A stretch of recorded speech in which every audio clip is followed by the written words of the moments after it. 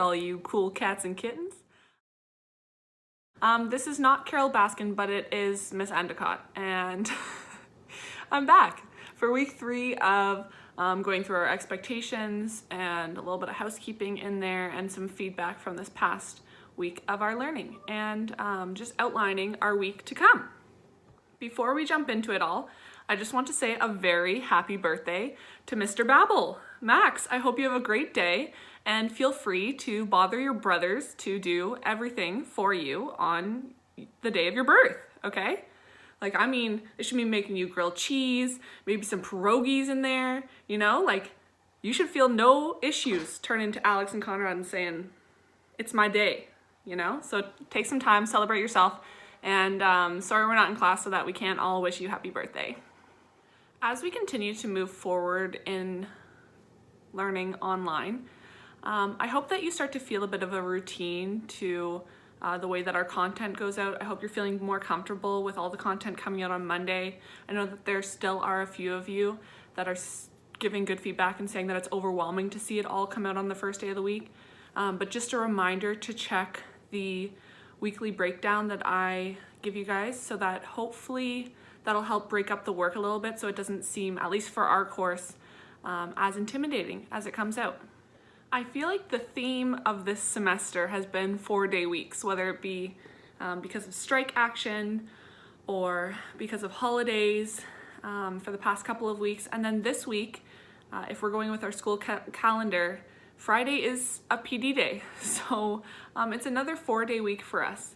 And so I'm not sure if we're honoring, we haven't gotten information from our board, whether we're honoring that PD day, that you guys would normally have the day off. But I have in our schedule that it's sort of a catch-up day, whether it be for our class that you're falling a little bit behind or for other classes. Like, I've made that day so that there's not additional work added as if it's a 5-day week. Housekeeping before we get into expectations. So I put out a PSA, which is a public service announcement, last week on our D2L activity feed. So that's the main page of our course page. And it said on there to check your Wellington email. This is really important because that is not the email that is linked at the top of D2L. Okay, so unless your teacher signs on to D2L, they don't see the emails that you send there. Your Wellington email is a separate email where guidance, admin, that means the principals and vice principals, and your teachers will be emailing you, and that video from earlier last week, the PSA, will show you how to get onto your Wellington email to access that stuff. So I have sent out an email about the mental health assignment to those of you that did not send it in. Those of you that replied to me, I look forward to getting your assignment by the end of this week, so by April 24th. I expect that your assignment is loaded onto the Dropbox. For those of you that have not replied, you'll continue with a 0 on that assignment. So your expectations for the week are to fill out the Google form, to participate in our D2L discussion, to record in your daily activity journals, and to post 2 pieces of evidence to our Padlet. In our suggested breakdown of the week, you'll see that the classwork has really reduced in the amount that you have to get done.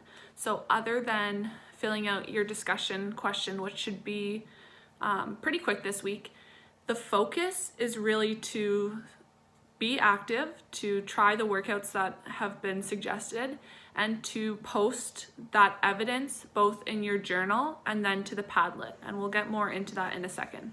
So expectation number 1, the Google form. This is, again, the first thing that you're gonna do every week, and it is a check-in for me to see how you're doing. Feedback from last week. It's also a check-in for you to see, did I get everything done from last week? And did I have any issues with it? Do I need to let Miss Endicott know about any help that I might need? Again, last week, at the end of the week, I responded to any concerns that were written in the Google form. So check your Wellington email. If you wrote something that you were trying to give feedback, I responded to those in an email already. I also sent out an email on Saturday to any students that didn't complete the Google form, okay? So I'm gonna start sending those emails, and they're not to get you in trouble. think of them as check-ins. It would be the same as in class. I'd say, hey, I noticed that you were late to class today. What was up? It's just me checking in, okay? I'm just trying to figure out, do I need to help you? Do we need to jump onto a call, or do I need to send a separate email with a video of how to explain to you how to do something? Okay, so those emails are just to make sure that you're on track and for me to check in. Expectation numero dos, number 2. Your discussion topic this week is to pose a question yourself about, if you were to sit down with a dietitian, what would you ask them related to health and fitness? Your question can talk about your surrounding health and fitness. It can talk about health and fitness while you're living in a pandemic. It can talk about the role of a dietitian. It can talk about general nutrition. And then I'm going to bring your question or questions to the dietitian. The dietitian is going to decide which questions they want to answer. And then the following week, a video will be posted answering your questions.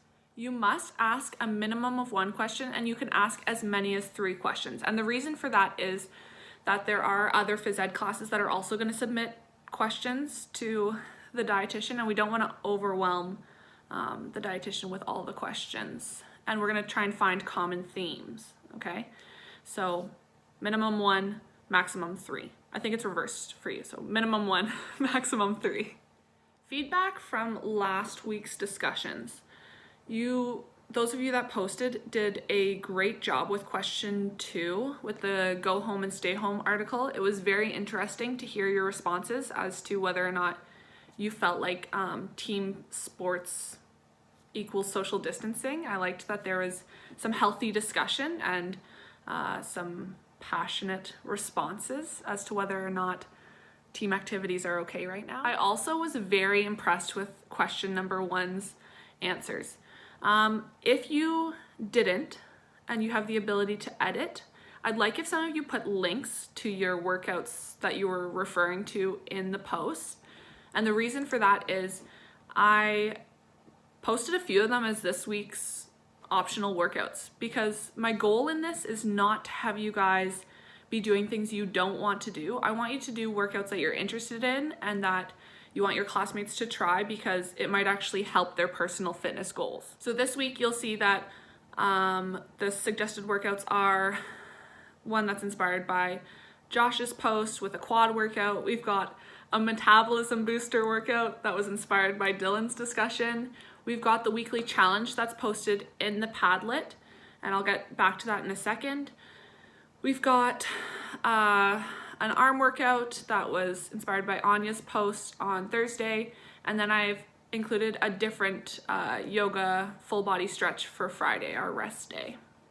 So our third expectation for the week is to continue to write in your activity journal. For those of you that are in Mr. Anstedt's class and my class, so that would be Dallin, John, Josh, Dylan, Julian, and Floyd, you should know who you are. I'm sure you've caught on that the assignment that I'm using for our activity journals, Mr. Anstedt is also using, which is fantastic. So you guys have it super easy. You can just link both of us to that same activity journal. You don't need to be copying and pasting or doing extra activity unless you want to. For each class, you can share both of us to your one journal, and then that makes less work for you. By the end of this week, your expectation is to have your activity journal up to date, okay? Because by the end of this week, I'm going to be giving you feedback. And every time I say the end of this week, I mean by Friday. So moving forward, we're gonna work within the week, so within Monday to Friday, unless there's a holiday or something. We're gonna try to keep it between those times, just because the turnaround time for me on the weekend to give feedback in the videos and then to prep for the following week is so short that it makes it easier if we work from Monday to Friday. So unless you have extenuating circumstances, which let me know, send me an email and we can work around that, you should be posting within Monday to Friday. Our last expectation this week is to participate in the Padlet. So it's already up and live. It is the week 3 Padlet, so make sure that you're posting in week 3, not week 2. With questions about the Padlet from last week, it was clear that I didn't lay out that expectation well enough, so I'm sorry about that. But for this week, we're really gonna hone in and get the Padlet working the way that it should be. So you must post 2 pieces of evidence that you are actually doing the activity. The one has to center around either a workout or the weekly challenge that has been shared in the week breakdown. The other piece of evidence, you're more than welcome to share I'm at my walk, I'm at my run, your Fitbit. I'm loving looking at the different apps and such that people are using to track their fitness. But one must be from the suggested workout or the suggested challenge. One can be from something different, or both can be the workouts and challenges, but at least one must be. Feedback from last week. If you are posting as anonymous, I don't really know how that works, but if you're posting anonymously, you have to be sure to write in your name in the title or in the description so that I can at least keep in my marks who's who, okay? And I want to give a shout out to those of you that did post in the Padlet last week. It was great to see. I'm glad that you tried it out. So Megan, Maxina, Olivia, Madison Squared, both of you, Cassia, Cassandra, Faith, Trinity, Anya, Floyd, and Sarah. Awesome. Good on you. Was very happy to see that. Special shout out to Yarick that filmed a video and posted it on there. Love that you tried the challenge. Some would say that there should have been more stairs for it to really be a challenge for you. This next week's weekly challenge is a stair interval cardio. You can tell I really enjoy doing workouts with stairs. It actually is great. It gets your heart rate up, really tones different parts of your body. You'll get a good core workout, you'll tone your legs. It's awesome. But the challenge this week is to find a staircase, whether that's inside or outside. A reminder that if you are working out outside, that you shouldn't be touching railings and such while you're working out for this one. What you're gonna do if you choose to do this, if you choose to accept this weekly challenge, what you're gonna do is you're going to try to go fast going up the stairs and then controlled going down. So safety-wise, you are avoiding falling down the staircase. You're going to pick 4 of your favorite songs approximately. It should be about 13 minutes, and you're gonna try and see how many times you can go up and down the stairs. Each time up and down equals 1, okay?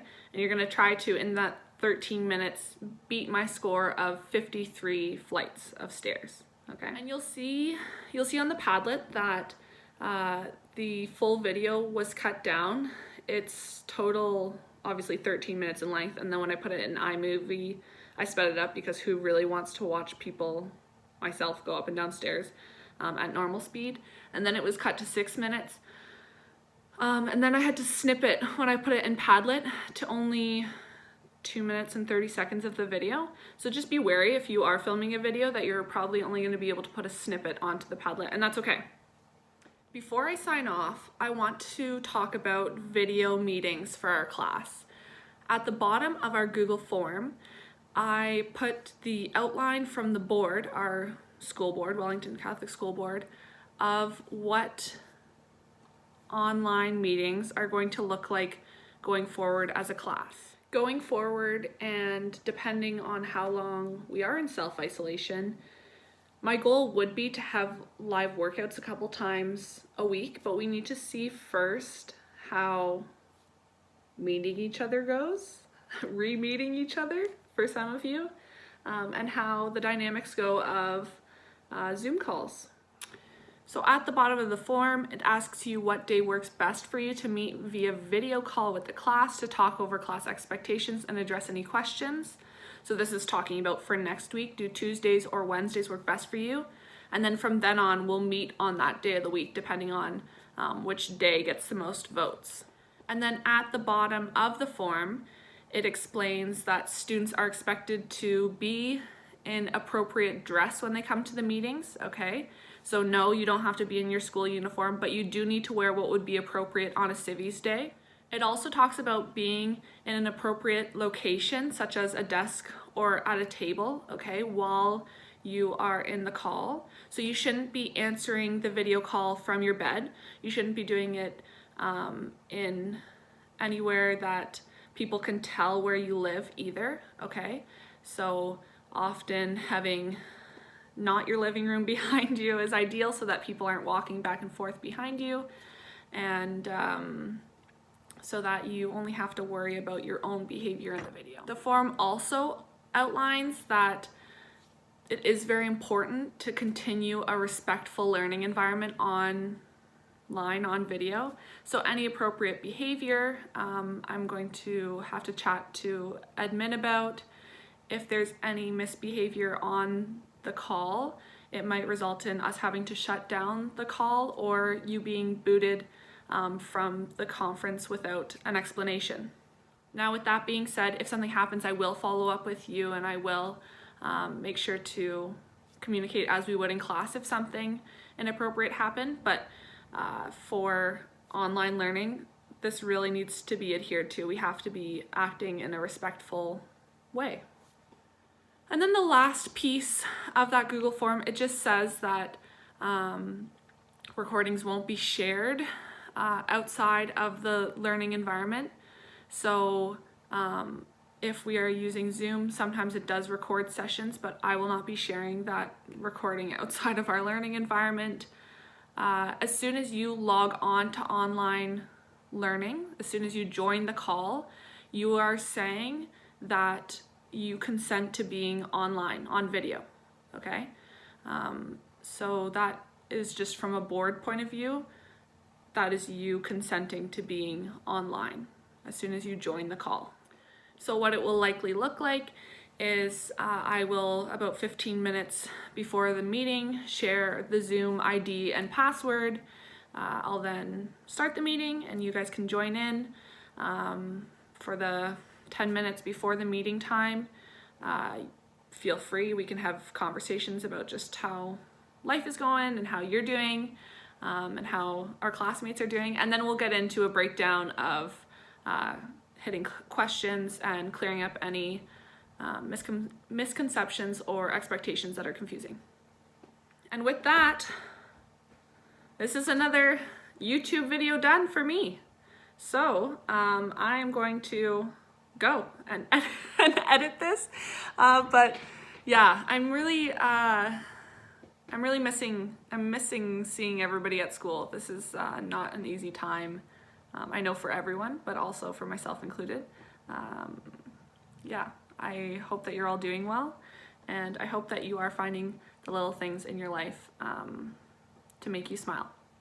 Even if that is impersonating Carol Baskin, you know? That's what I'm talking about. Have a great week. See you guys.